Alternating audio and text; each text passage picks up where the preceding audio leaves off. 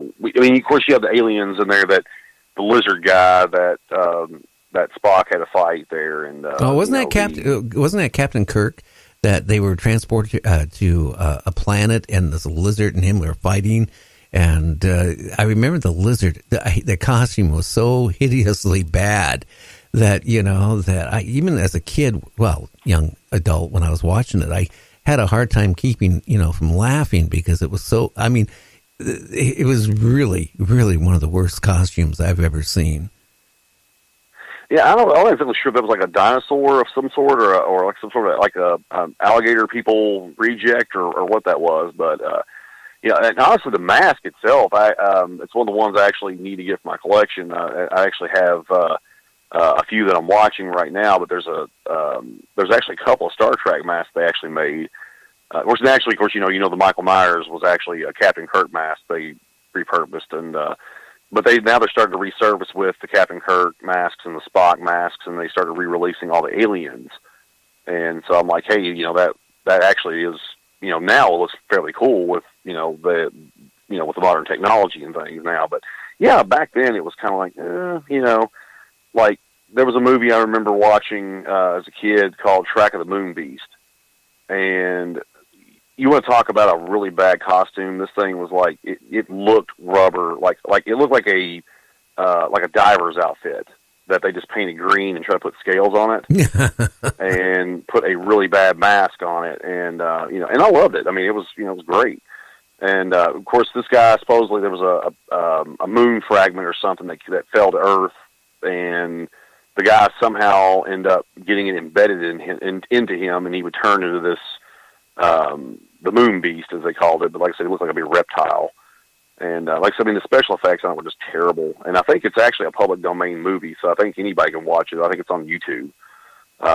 If you need a good laugh, especially when it comes to the costume aspect of it, it's just really bad. But and like I said, I don't think anything's worse than Robot Monster with the gorilla suit and the space bowl helmet thing he has on. Oh, the fishbowl. Yeah, that had to be that. And there was one, I can't remember which movie it was, but it came out of a river, and again, it looked like a prehistoric monster type of thing. But when he got out, it was scales, and you probably know which it was.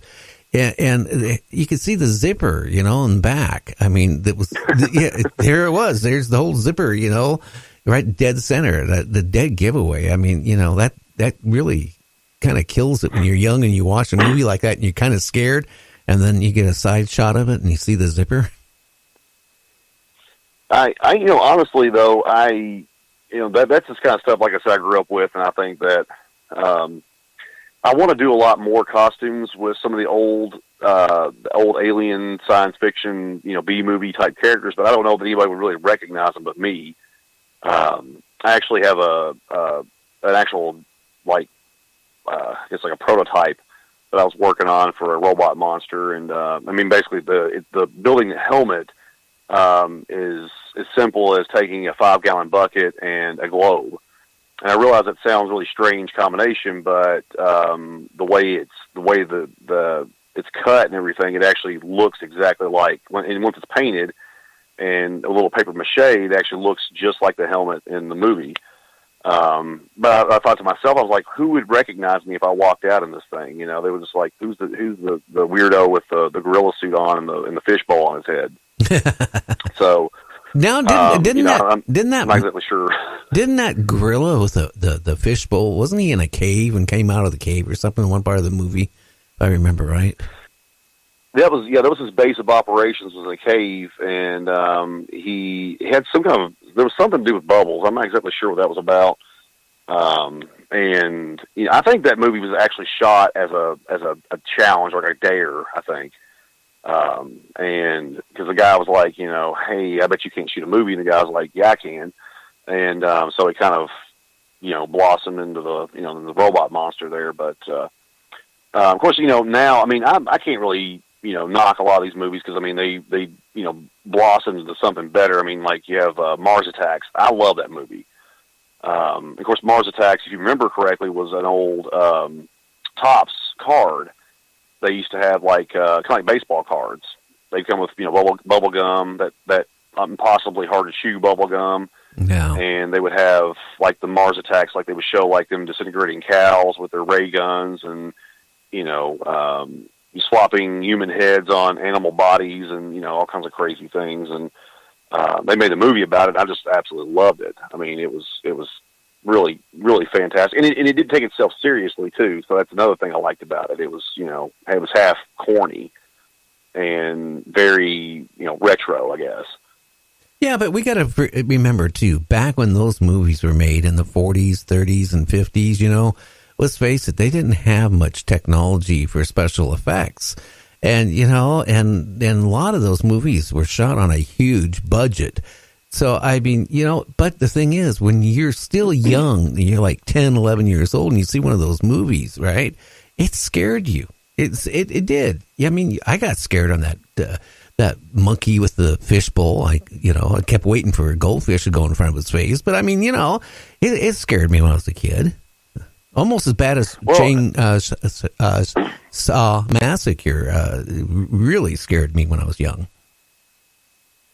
Yeah, and honestly, that movie would scare me, now, because there are people out there like that. I mean, obviously, probably not, making themselves known, but there was a movie I'd watched, and it's actually one of my favorite movies. I actually watch it every so often, but it's called Creature with the Atom Brain.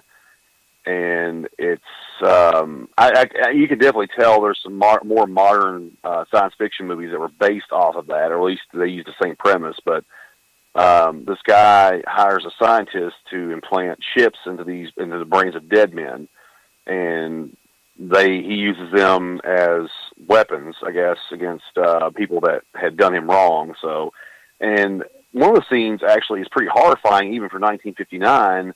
Is you don't actually see it take place; you just see the shadow of what's going on, and this creature grabs this guy and really bends him in half, like backwards, breaks his back.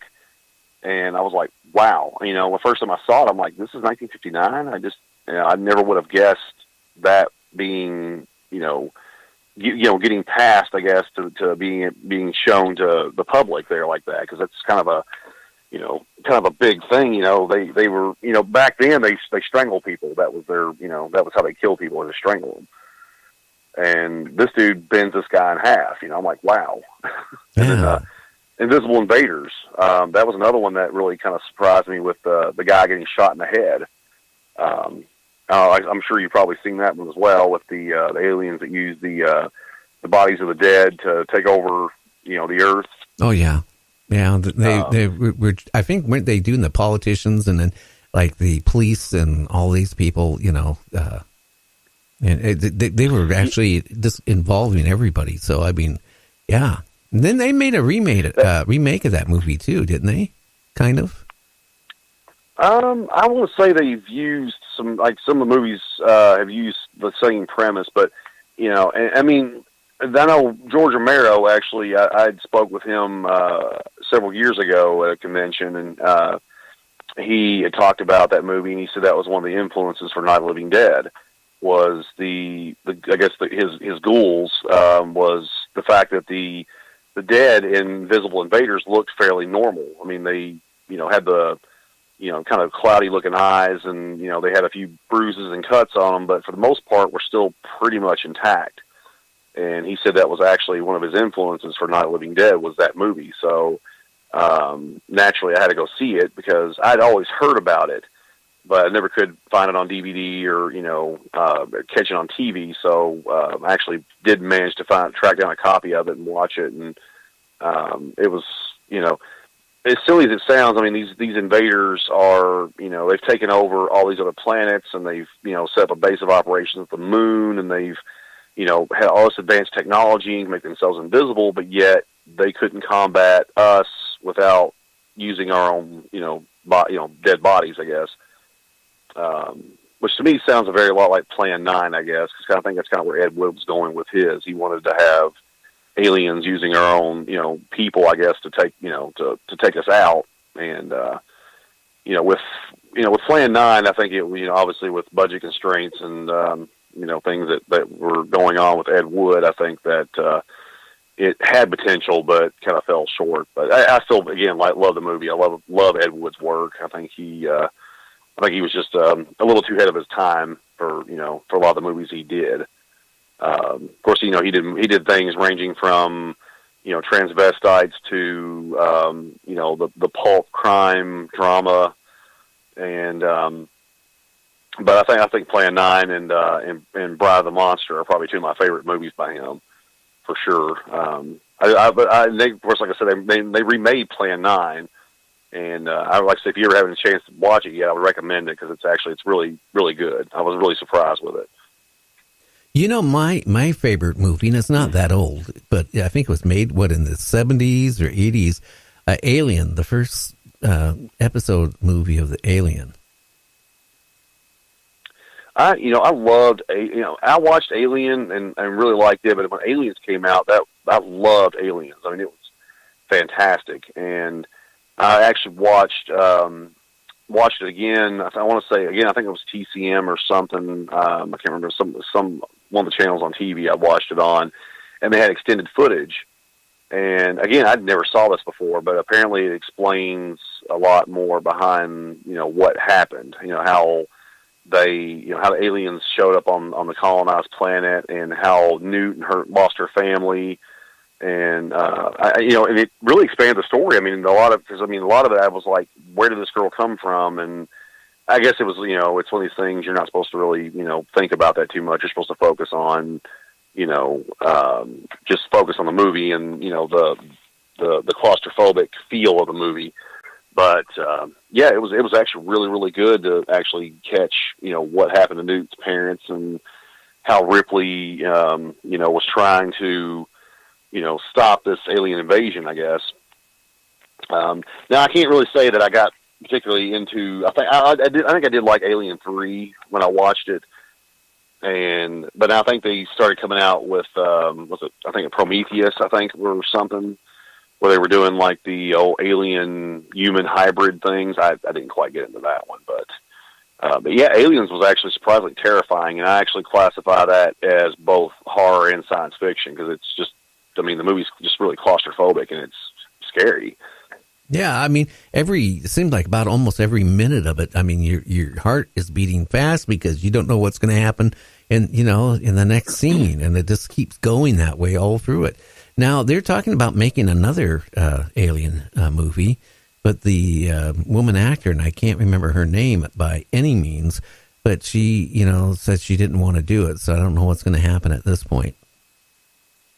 Yeah, Sigourney Weaver, and she played Ripley in the movie, and honestly, I mean, I think that was kind of a turning point with the strong female roles. With she waltzed in there and just owned them, and saved the ones that she could save, and I think it's kind of what irritated me about the whole Alien 3 was that, she apparently was infected the entire time, and, they kind of killed her off and tried to do the whole clone thing, and it just got kind of cornball after that. But I was not aware of this, but until I actually watched it, and I couldn't really believe my eyes. But there was a famous, let's just say more infamous Italian director who is really well known for ripping off major motion pictures like Terminator and Aliens and making his own versions of them,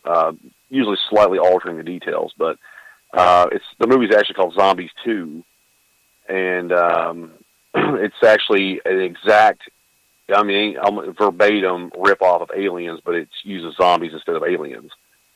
There's even a weird hybrid alien queen zombie thing that actually produces hybrid human zombies. I'm surprised he hasn't got his butt sued. I bet he has. I'm fairly certain he probably has. I mean, he's really bad about now I think he actually has come up with a few original films. I know one of them was called Contamination. It's a fairly boring movie for the most part, but these weird egg things show up on Earth. Nobody really knows where they came from, but they're definitely not of this Earth. And I was expecting again some sort of an alien type movie, but honestly, these weird egg things that come down, they just